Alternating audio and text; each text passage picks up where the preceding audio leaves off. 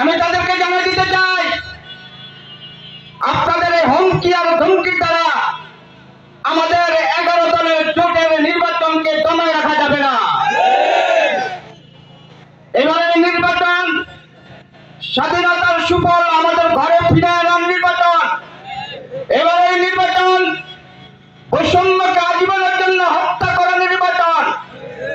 এবারে নির্বাচন ইনসাফ প্রতিষ্ঠার নির্বাচন। এবারে নির্বাচন খেলাফত প্রতিষ্ঠার নির্বাচন। মর্যাদাধীন, আমরা এই পর্যন্ত যত সরকার দেখেছি, সমস্ত সরকার ক্ষমতা আসার পরে জনগণের মাথায় লবণ দেখে বড়ি খেয়েছে। আমরা ভবিষ্যতে আমাদের মাথায় লবণ দেখে বড়ি খেতে আমরা দিব না, দিব না, দিব না। আমরা বাংলাদেশের জনগণ, এই দেশের যত ধর্মের লোক বসবাস করে সবাই আমাদের আপন। 11 দল জোট যদি ক্ষমতা আসে, মুসলমান যেভাবে শান্তিতে বসবাস করবে, হিন্দু বৌদ্ধ খ্রিস্টান যত ধর্মের লোক আছে সবাই শান্তিতে ঘরের দুয়ার খুলিয়া রাখিয়া আপনার ঘুমাইতে পারবে ইনশাআল্লাহ। আমরা হলাম দেশপ্রেমী মানুষ, আমরা দেশের ভালো চাই, কথা ঠিক কিনা বলে?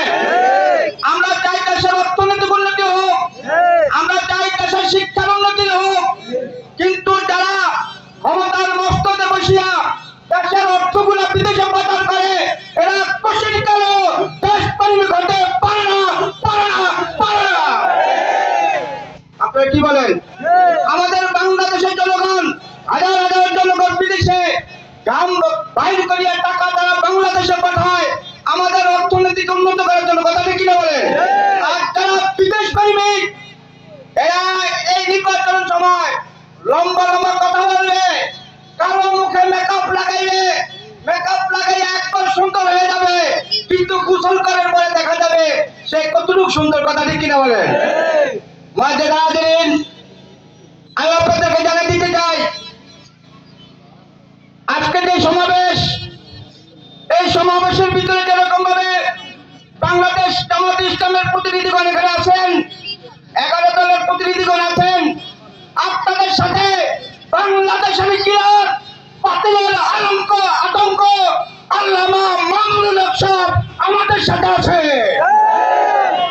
আল্লামা মামুনুল হক আমাদের সাথে আছে, আপনারা খুশি না বাজার?